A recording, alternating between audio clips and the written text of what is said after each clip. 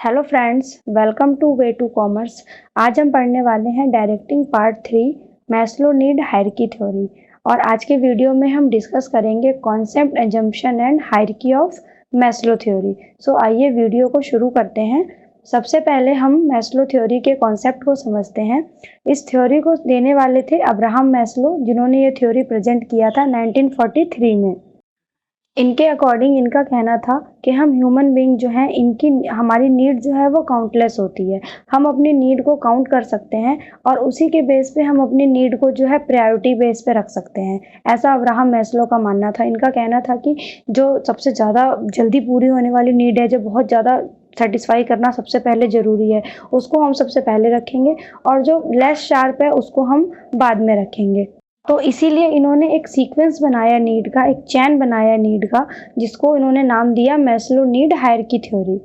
तो इन्होंने क्या किया, ह्यूमन नीड को 5 कैटेगरीज में डिवाइड किया। इनके अकॉर्डिंग जो ह्यूमन नीड थी वो 5 कैटेगरीज में डिवाइड हुई, जिसमें सबसे पहले इन्होंने प्रायोरिटी दी साइकोलॉजिकल नीड को, जिसको हम बेसिक नीड बोलते हैं, जिसमें हमारे फूड, क्लॉथिंग, शेल्टर आते हैं। इनको हम सभी नीड्स को भी आगे अच्छे से डिस्कस करेंगे। इसके बाद इन्होंने रखा सेफ्टी नीड को, जिसको हम सिक्योरिटी नीड के नाम से भी जानते हैं। थर्ड पे इन्होंने रखा एफिलिएशन और सोशल नीड को, जिसमें आपके लव, बिलोंगिंग वगैरह आते हैं।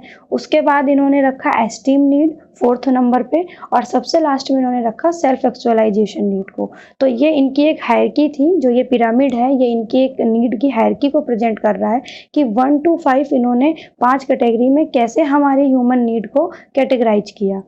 अब इनकी थ्योरी के कुछ एजम्पशन थे। नेक्स्ट हम एजम्पशन देखते हैं कि क्या मान्यता थी इनकी थ्योरी की। तो इनका कहना था people behaviour affected by there needs. जो इंसान का व्यवहार होता है वो उसके नीड से बहुत ज़्यादा अटैच होता है, उसके नीड से बहुत ज़्यादा अफेक्टेड होता है। जैसे उसकी ज़रूरत होगी वैसा ही उस इंसान का व्यवहार भी होगा।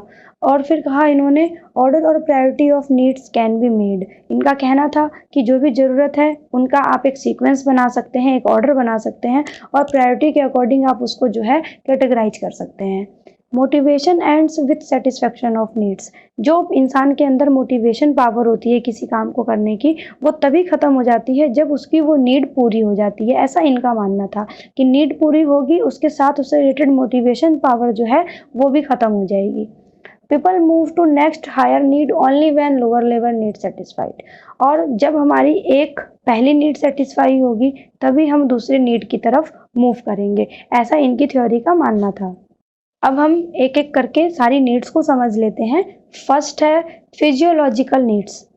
इस नीड्स को हम बेसिक नीड्स के नाम से भी जानते हैं, क्योंकि ये ऐसी नीड्स होती हैं जिनका किसी पर्सन को जिंदा रहने के लिए सेटिस्फाई होना बहुत ज़रूरी है। और इस नीड में 4 चीज़ें जो हैं सबसे ज़्यादा आती हैं: food, cloth, shelter and sleep. एक इंसान को खाना चाहिए, पहनने के लिए कपड़े चाहिए, रहने के लिए छत चाहिए, और दिमाग में शांति के लिए उसको एक अच्छी नींद चाहिए। तो ये हम ह्यूमन बींग्स की बेसिक नीड्स होती हैं। तो ये इन्होंने रखा सबसे पहले स्टेप पे, जिसको बेसिक नीड कहा जाता है कि एक पर्सन को जिंदा रहने के लिए इस नीड का सेटिस्फाई होना बहुत ज़रूरी है। नेक्स्ट, सेफ्टी और सिक्योरिटी नीड्स। एक पर्सन जब उसकी बेसिक नीड सेटिस्फाई हो जाती है उसके बाद वो अपने सेफ्टी के बारे में सोचता है। अब सेफ्टी भी यहाँ पर आके 2 तरह की हो जाती है, एक फिजिकल सेफ्टी, एक इकोनॉमिक सेफ्टी। फिजिकल सेफ्टी में आ जाता है कि एक पर्सन जो है अपने आप अपना बचाव चाहता है, कोई एक्सीडेंट हो जाए, कोई अटैक कर दे, कोई बीमारी उसको घेर ले, या फिर बिना कोई सोची समझी अनएक्सपेक्टेड प्रॉब्लम आ जाए, उससे एक पर्सन को सेफ्टी चाहिए, उसको हम कहते हैं फिजिकल सेफ्टी। और इकोनॉमिक सेफ्टी क्या होता है कि जब तक उसके हाथ पैर चल रहे हैं वो पैसे कमा पा रहा है, अपनी आजीविका उसको कमानी है, वो कैसे कमाएगा ये सोचना। और जब वो रिटायर हो जाएगा, जब उसके शरीर उसका साथ नहीं देंगे, हाथ पैर नहीं चलेंगे, तब बुढ़ापे में फिर वो क्या करेगा, तो अपने बुढ़ापे के लिए भी अरेंजमेंट करना, ये कहलाता है इकोनॉमिक सेफ्टी। तो इसीलिए सेकंड पॉइंट पे मैस्लो ने सेफ्टी नीड को रखा। Next is social needs. इस नीड को हम एफिलिएशन नीड भी कहते हैं, क्योंकि ये वो नीड होती है जो हमें एक समाज से चाहिए होती है। जिस समाज में हम रहते हैं वहाँ पर हर इंसान ये चाहता है कि सोसाइटी में, समाज में उसको सब प्यार करें, हर किसी के प्रति उसका जो व्यवहार है वो अच्छा हो, सब उससे अच्छा व्यवहार करें, सब उसको एक्सेप्ट करें, एक फ्रेंडशिप का रिलेशनशिप हो सबके साथ। तो ये कुछ सामाजिक ज़रूरतें होती हैं जो हर इंसान को जहाँ भी वो रहता है उसको ये चाहिए होती हैं। तो इन नीड्स को हम कहते हैं social needs. Next is esteem needs, ये नीड होता है एक अपने आप की पहचान, क्योंकि जिस समाज में हम रहते हैं हमें अपने लिए रिस्पेक्ट भी चाहिए होता है, हमें अपने लिए फ्रीडम भी चाहिए होता है कि रोज़ हमारे जीवन पे कोई टोका टाकी ना करे, रोक टोक ना करे, हमारा एक अच्छा स्टैंडर्ड मेंटेन हो हमारी सोसाइटी में, एक हमारी पहचान हो, लोग हम पे ध्यान दें।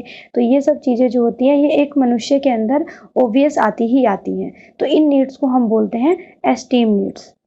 और सबसे लास्ट में आता है सेल्फ एक्चुअलाइजेशन नीड्स।